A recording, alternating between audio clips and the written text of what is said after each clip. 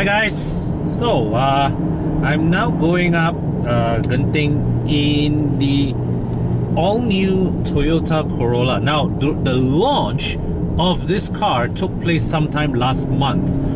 That time Bing and Chris came for the media drive, and they started off at UMW Toyota, drove the Corolla all the way up to Genting to meet us at the launch venue. So today UMW Toyota has just given us the official test car, and now it is my turn to have a go.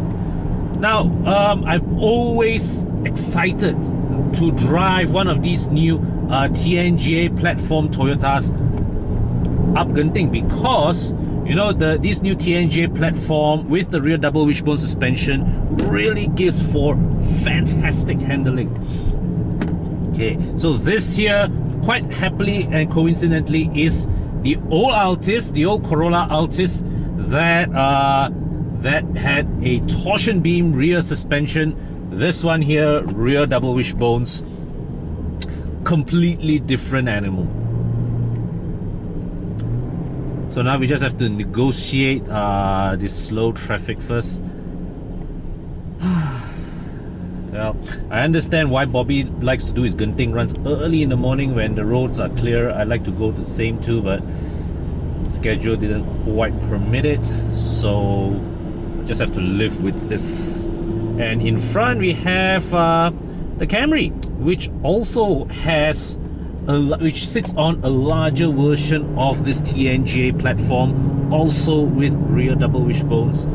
Now, of course, this Camry owner is not quite inclined to take that corner as quickly, but you know, just now as I pushed the Corolla around these bends, can really feel, right, as I planted my foot on the throttle, that assuredness from the rear end sitting down, right, giving you that push as you power around the corners. It is the kind of that sense of stability, innate stability, that you don't get in a car with a torsion beam.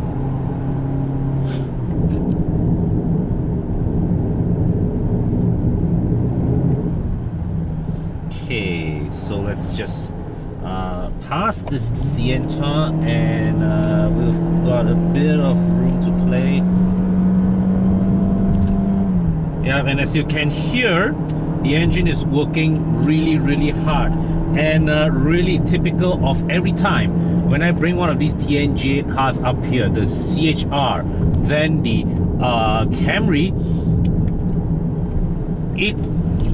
you get that same sensation that this chassis really feels its element. It feels like it's in its element here in these curving roads, but at the same time, the engine and drivetrain does not quite match up with sufficient punch that allows you to fully enjoy and explore the limits of this highly talented chassis. Like you see, I took this, the rear, it just absolutely tracked the line that I follow.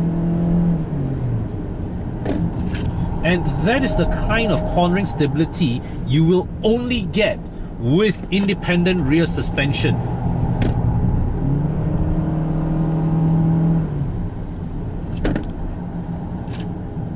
Okay, let me just find room to pass this. All right, thank you. Okay. Yeah, so as I was saying, many a times when I took like the CHR, like the Camry, you get fantastic chassis, but the engine and drivetrain don't feel quite as sparkling a combo. But that being said, right, I must say that compared to the Camry really made that its 2.5 liter engine feel aged. The chassis made the Camry's 2.5 liter engine does feel a little aged when coming up here. This one, the 1.8 here in this Corolla here, it does feel better fine-tuned. All right, the refinement levels are in general pretty good, but this chassis, amazing, man. Absolutely amazing. It's giving me so much confidence. So right now I take this up. So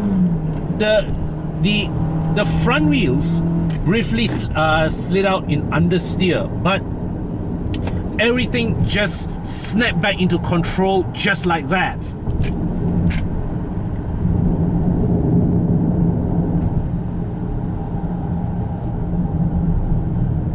And like what Bing writes in her story, right?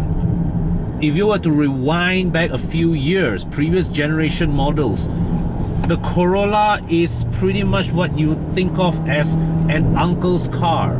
This one, no, must be a real young at heart uncle to drive one of these, man. Amazing. Fantastic chassis, man. This TNGA platform is just fantastic. And you really get the impression that this chassis can take so much more power.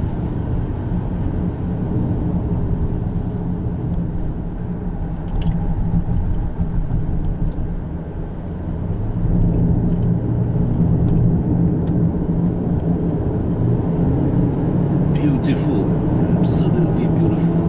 Love this. So glad I was able to squeeze the time out to do this.